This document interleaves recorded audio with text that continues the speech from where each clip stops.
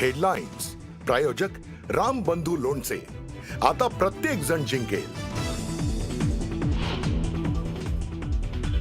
11 तारखेला आपण सर्वजण मी आणि सन्माननीय उद्धव ठाकरे यांची संयुक्त जाहीर सभा शिवतीर्थावरती आहे. 11 तारखेला उद्धव ठाकरे आणि राज ठाकरेंची शिवाजी पार्कवर सभा. संयुक्त सभेत ठाकरे बंधूंची तोफ धडाडणार.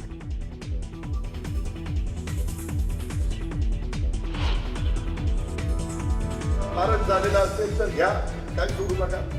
काय घ्या ते मी सांगितलेलं नाही.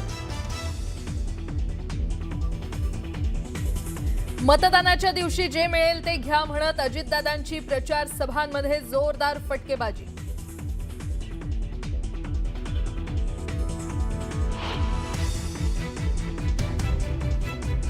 अजितदादांनी विनंती, मित्रपक्षावर बोलू नये अशी अपेक्षा. छोट्या कार्यकर्त्यावर असं बोलणं योग्य नाही, बावनकुळेंनी सुनावलं.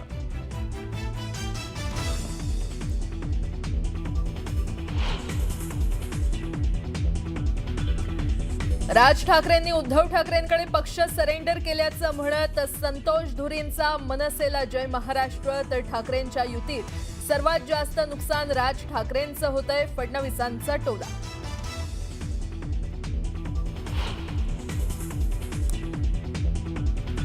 काँग्रेसच्या काळात 33 खासदार बिनविरोध, तेव्हा लोकशाही जिवंत होती का?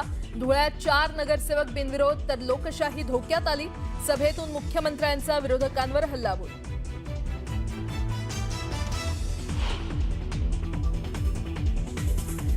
ऐरोलीमध्ये उपमुख्यमंत्री एकनाथ शिंदेंचा भव्य रोड शो. नवी मुंबईवरून चकाचक, आतून मात्र अवस्था वाईट. झोपडपट्टी आणि गावठाणचा विकास करण्याचं आश्वासन.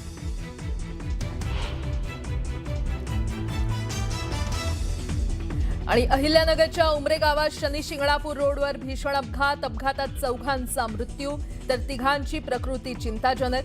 12 जखमींवर रुग्णालयात उपचार सुरू.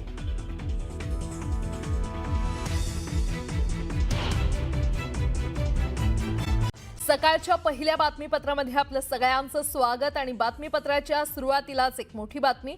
नागपुरात मुख्यमंत्री देवेंद्र फडणवीसांची सभा पार पडली. भाषण सुरू होताच कार्यकर्त्यांनी देवेंद्र फडणवीस आगे बढो अशा घोषणा द्यायला सुरुवात केली. यावेळी मी आणखी पुढे आलो तर स्टेजवरून खाली पडेन, घर की मुर्गी दाल बराबर मत समजो असं म्हणत सीएम फडणवीसांनी मिश्किल भाष्य केलं.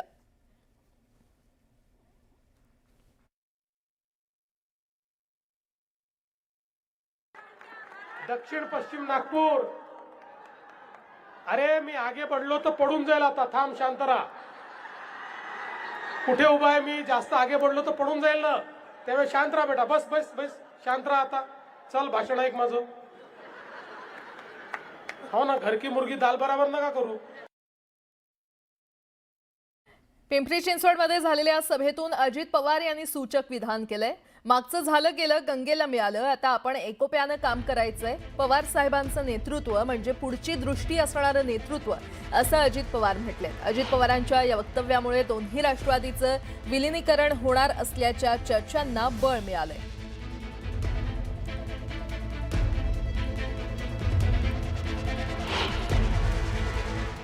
इथं हिंजवडीला IT पार्क कोणी आणलं?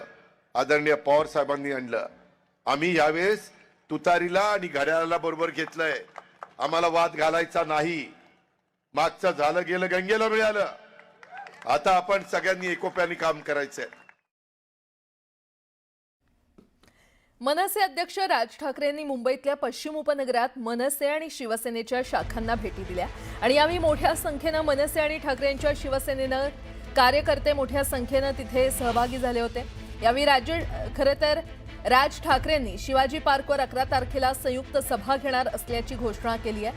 शिवसैनिक आणि मनसैनिकांना निमंत्रण देत त्यांनी मोठ्या संख्येनं शिवतीर्थावर जमण्याचं निमंत्रण दिलं.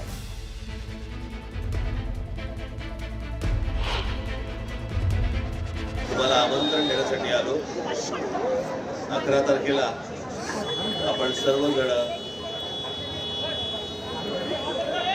मी आणि सन्माननीय उद्धव ठाकरे यांची संयुक्त जाहीर सभा शिवतीर्थावरती आहे.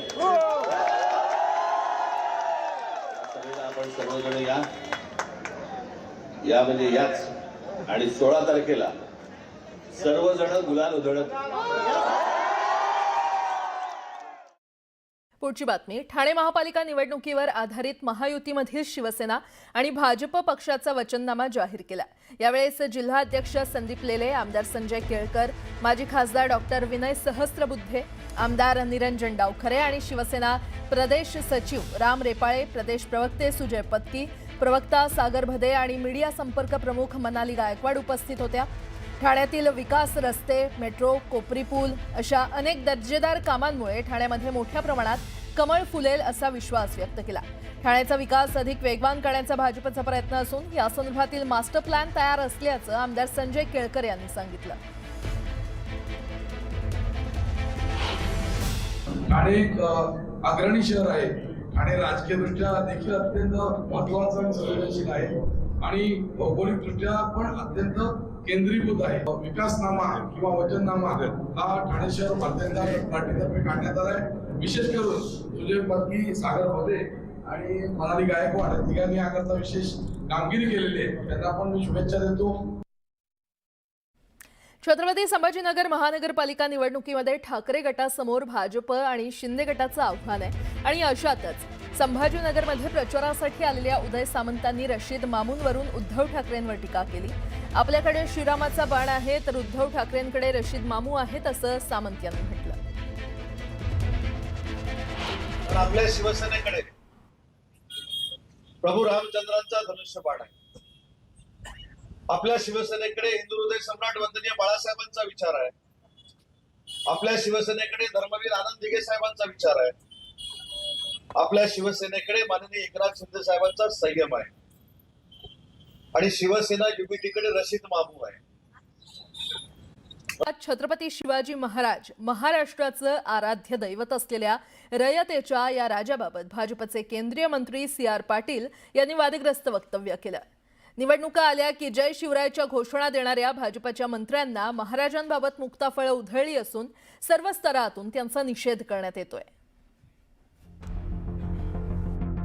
મને કહેતા આનંદ થાય છે કે શિવાજી મહારાજ છત્રપતિ શિવાજી મહારાજ પણ પાટીદાર હતા અને એમને પણ એક હિન્દુ સ્વરાજ્યની સ્થાપના કરવા માટેનો પૂરતો પ્રયત્ન સફળતાપૂર્વક કર્યો હતો.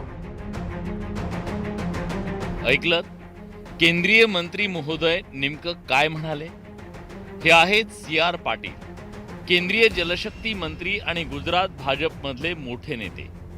पाटील यांनी सुरतमधील पाटीदार समाजाच्या एका कार्यक्रमात हे वक्तव्य केलं. त्यांच्या या वक्तव्याचा व्हिडिओ सोशल मीडियावर व्हायरल होताच महाराष्ट्रात संतापाची लाट उसळली. सध्या राज्यात 29 महापालिका निवडणुकांची रणधुमाळी सुरू असून या पार्श्वभूमीवर केलेलं हे विधान केवळ एक चूक नसून राजकीय हेतूनं केलेलं वक्तव्य असल्याचा जोरदार हल्लाबोल विरोधकांकडून करण्यात आलाय. મને કહેતા આનંદ થાય છે કે શિવાજી મહારાજ છત્રપતિ શિવાજી મહારાજ પણ પાટીદાર હતા અને એમને પણ એક હિન્દુ સ્વરાજ્યની સ્થાપના કરવા માટેનો પૂરતો પ્રયત્ન સફળતાપૂર્વક કર્યો હતો. या छत्रपती शिवाजी महाराजांनी तुमची सुरत लुटली होती आणि पळापळ करून सोडली होती, दाणादाण करून सोडली होती, विसरू नका.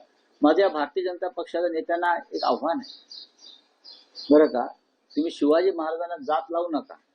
ते विश्वपुरुष होते. आधी अरबी समुद्रातलं शिवस्मारक पूर्ण करा आणि मग शिवाजी महाराजांची जात काढा. हा, पाटीदार होते, अमुक होते, तमुक होते, हा विषय आता काढण्याचा प्रश्न काय? महाराष्ट्राला आणि मराठी माणसाला डिवचण्याचा हा प्रकार. चुनाव के लिए क्या करना है, क्या कहना है, उनको वो बराबर करते रहेंगे. और ये तो कल जैसा कि महाराज महाराष्ट्र में पैदा नहीं हुए शिवनेरी पे, वो तो सूरत में तैयार हुए थे, ऐसे भी बोलेंगे. उनके भाषा, उनका ना अभ्यास है ना उनका इतिहास पता है. कुछ आके बकवास करके जाओ, लोगों को गुमराह करके जाओ, इस तरह की बेबुनियादी बातें वो करते रहते. म्हणून महाराष्ट्रातल्या मुख्यमंत्र्यांनी सुद्धा ते कोण केंद्रीय मंत्री त्याला फोन करून सांगावं की छत्रपती शिवराय हे सगळ्या जाती धर्मासाठी लढलेत आणि तेजस्वी असं त्यांनी एक भगवं स्वराज्य या देशाला दिलंय. त्यांच्याबद्दल त्यांना जातीत कुणी तोलू नाही, कारण यांना कधी पण मोठेपण तर नाहीच आहे या भाजपाच्या मंत्र्यांना, परंतु हे जातीत तोलून संकुचित यांची जी वृत्ती आहे, ते बंद करा आणि त्याचं स्टेटमेंट मागे घेण्यासाठी देवेंद्र फडणवीसांनी सुद्धा तातडीनं सांगावं, नसता भाजपाच्या विरोधात पुन्हा एक निषेधाची लाट तयार होणार आहे. CR पाटील यांच्या वक्तव्यामुळे सुरू झालेला हा वाद केवळ एका विधानापुरता मर्यादित राहिलेला नाही, तो महाराष्ट्राच्या अस्मितेशी आणि इतिहासाशी जोडला गेलाय. पाटील यांच्या या वक्तव्यावर सत्ताधाऱ्यांनी प्रतिक्रिया दिली आहे. छत्रपती शिवाजी महाराजांचा इतिहास संपूर्ण जगाला, देशाला, महाराष्ट्राला आणि प्रत्येक हृदयात प्रत्येकाला त्या ठिकाणी माहिती आहे. त्यामुळं ते कुठल्या संदर्भाने बोलले हे मला माहिती नाही. युगपुरुष म्हणून संपूर्ण देश छत्रपती शिवाजी महाराजांना जाणतो. स्वराज्याची संकल्पना प्रत्यक्षात उतरवणारे, रयतेच्या हितासाठी आयुष्य वेचणारे महाराज कोणत्या एका समाजाचे नाहीयेत, ते सगळ्यांचे आहेत. त्यामुळे त्यांच्याबाबत कोणतंही वक्तव्य करताना नेत्यांनी भान बाळगलं पाहिजे, अशीच तमाम शिवप्रेमींची भावना आहे. Bureau report, news 18 Lokmat.